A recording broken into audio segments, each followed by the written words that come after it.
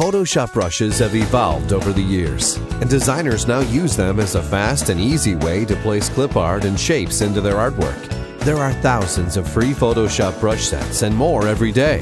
Watch this video and learn how to install Photoshop brushes and get the best results with advanced colorizing techniques. How are Photoshop brushes used today? The default brushes that come with Photoshop work like paintbrushes. They work great for paintings and are extremely good at simulating brushes, pencils, and other media. However, most Photoshop brushes have evolved into stamp-style brushes. Instead of simulating artistic media, they're used like stamps to quickly place shapes and pictures into their artwork.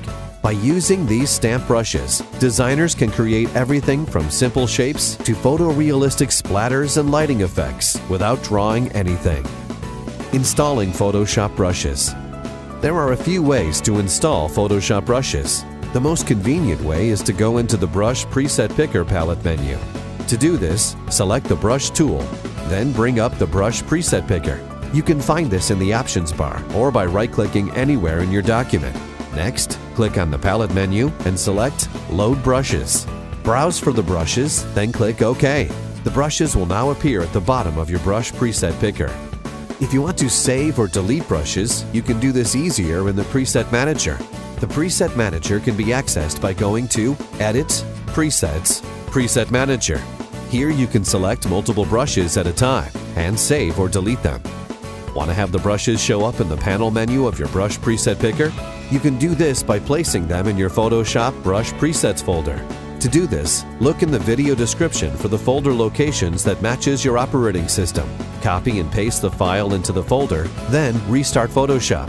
Avoid copying any brushes with a large file size because they can severely slow down Photoshop's loading time. Using picture brushes. Solid shape brushes are the easiest ones to use. Just pick the color you like and click anywhere to place it. Things become more complicated when it comes to picture brushes. Most people who use these brushes find that they lack depth. This is because they need to be colorized using a different technique, which we will show you in a bit. But first, let's understand how Photoshop brushes work. All Photoshop brushes are black and white. Picture brushes use varying opacity to create different tones. So something that appears gray is actually black with some transparency to make it look gray. What you end up with is a picture with more transparency in the brighter areas and less in the darker. Because of this, you always paint picture brushes with black on a white background to get the full tonal range. Use any other colors and it will look flat. To use picture brushes, create a new layer and fill it with white. Set your foreground color to black. You can do this quickly by pressing D on your keyboard to reset your foreground and background colors. Select the Brush tool, then right-click anywhere in your document to bring up the Brush Preset Picker. Select the brush you want to use and adjust the size. You can change your brush size using hotkeys by pressing the left bracket key to decrease and right bracket key to increase. Click anywhere to place the brush into your layer. Some brushes are inverted, meaning that they're designed to be painted with white. If you are using inverted brushes, such as these bokeh brushes, you'll need to fill the layer with black and paint with white. Colorizing your brushes, the easy way. Now that we have the image placed, we can start adding color to it. There are several ways to do this. The quickest way is to use the Hue Saturation tool. To do this, go to Image, Adjustments, Hue, Saturation. Checkmark the Colorize option, then adjust the settings. If you want the most vivid colors, start off by setting your saturation to 100 and lightness to 50. Adjust the hue setting to the color you like. Alter the saturation and lightness to get your desired color, then click OK. Colorizing using gradient maps. For some brushes, such as these explosion brushes by Sparkle Stock, you'll need to use a gradient map to get the best results. Gradient maps take more time, but the difference is day and night. Here's a comparison of the difference between colorizing with the Hue Saturation tool and colorizing with the gradient maps. As you can see, the one with the gradient map looks a lot better. Here's how to do it. Create a new gradient map adjustment layer by going to Layer, New Adjustment Layer, Gradient Map. Click on the gradient to bring up the gradient editor. Select the black to white gradient. If you don't see this, click on the panel menu and select Reset Gradients. Click anywhere below the gradient to add a stop. In the Locations field, enter 50%. Click on the color, then pick the color you'd like to use. Add another stop by clicking anywhere below the gradient. Photoshop should add the same color that you used before. Set the position to 75%. Click on the color, then pick the color you'd like to use. Add another color stop and change the position to 25%. Click on the color, then pick the color you'd like to use. There you have it. These explosion brushes now look photorealistic. Colorizing by hand. There's also one more way to add color to your brushes. This method should be used when you want to manually paint in the colors and can be used to create abstract results. We'll show you this using these smoke brushes. Start by creating a new layer.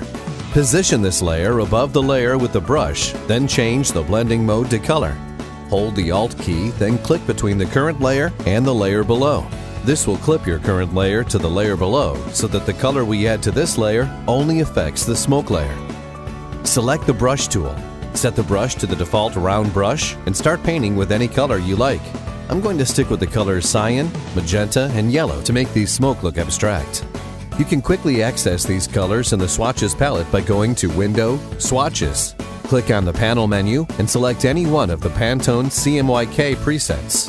The colors will appear as the first 4 colors. To paint, I will use the default brush with a hardness of 0. Start painting to add some colors. You can adjust the opacity in the options bar at any time to adjust the strength. We're done! We just made some abstract smoke art by combining the smoke Photoshop brushes with an abstract coloring technique. It's that easy. There are many ways to color Photoshop brushes. Give it a try and let us know which one you like. How to blend Photoshop brushes into your artwork. You just learned the most advanced techniques to colorizing your Photoshop brushes. Now you need to learn how to blend these brushes with your artwork. Start by converting the layers to a smart object. To do this, select all the layers that are involved with your brush. Right-click and select Convert to Smart Object. If your brush has a white background, set the blending mode to Multiply or Linear Burn. If your brush has a black background, set the blending mode to Screen or Linear Dodge.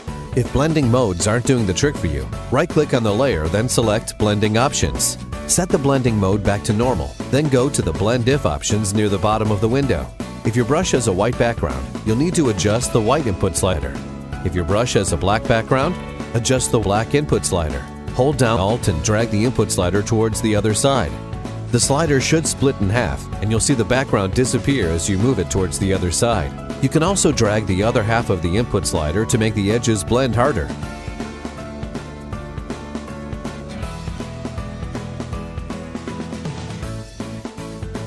We're done! Speed up Photoshop by deleting unused brushes. Some brushes are so big that they can bog down Photoshop by taking up disk space and increasing the loading time. If this happens, you can try fixing this by deleting any large presets in the Presets folder.